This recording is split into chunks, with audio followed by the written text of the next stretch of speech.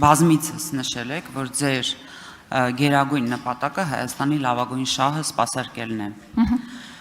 Ինչպես գիտեք, Ռուսաստանը եւ Եվրոպան այս պահին իրենց հարաբերությունների լավագույն ժամանակաշրջանը չեն ապրում եւ շարունակելով այս թեման նշեմ, որ Ռուսաստանի Դաշնության դուք որպես ուժ քաղաքական ընկալվում եք որպես պրոռուսական եւ հենվելով նաեւ Ռուսաստանի Դաշնության հրապարակային արած հայտարարության թե խնդրանքի վրա եւ այս հրապարակային ասվածը նաեւ միջազգային հանրությանն է հասանելի։ Հիմա ինձ հետաքրքիր է, երբ դուք որոշեցիք ընտրել Եվրոպական ինտեգրման հանձնաժողովը եւ առաջադրվել ակնհայտորեն ձեր պրոռուսական համբավը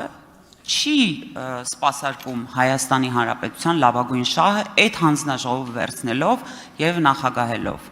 Հետեւաբար ում շահն եք դուք պատրաստվում սպասարկել ստանձնելով Եվրոինտեգրման հանձնաժողովը։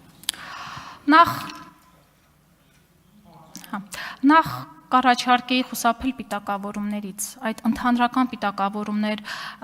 պրոռուսական համբավ եւ այլն, եթե մենք սկսենք խոսել ձեր համբավից, կարծում եմ լավ տեղ չի հասնելու,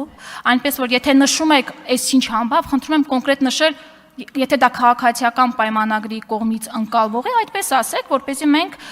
քաղաքացիների մոտ ճիշտ ընկալումը լինի, որովհետև ճիշտ չեմ համարում ամբողջ հայ հասարակության անունից խոսել, որ դուք ընկալվում եք որպես այդպիսին։ Երկրորդ առհասարակ առաջարկում եմ, որ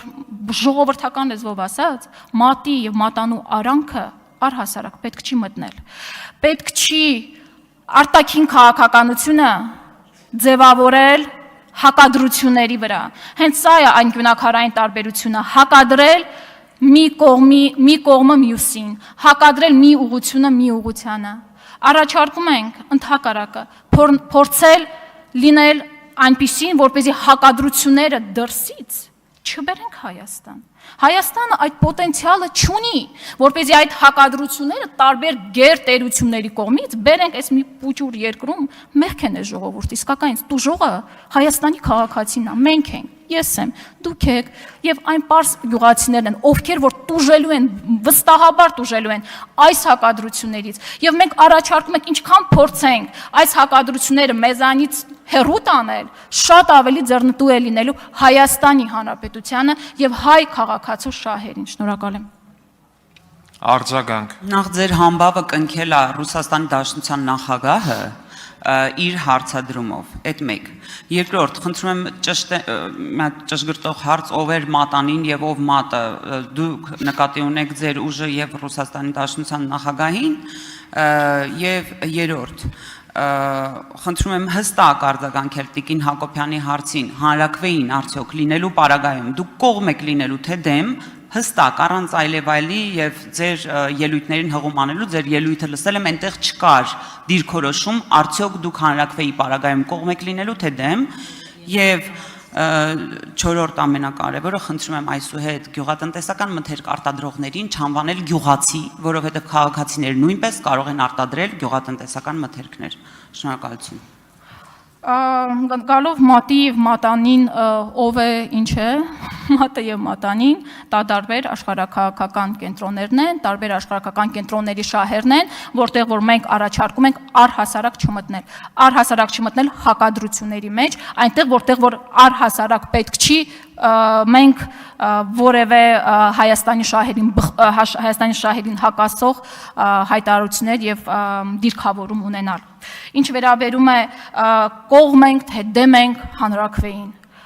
Սիրելի ժողովուրդ, այս 8 տարիների ընթացքում անընդհատ ձեզ հետ խոսում էին կեղծ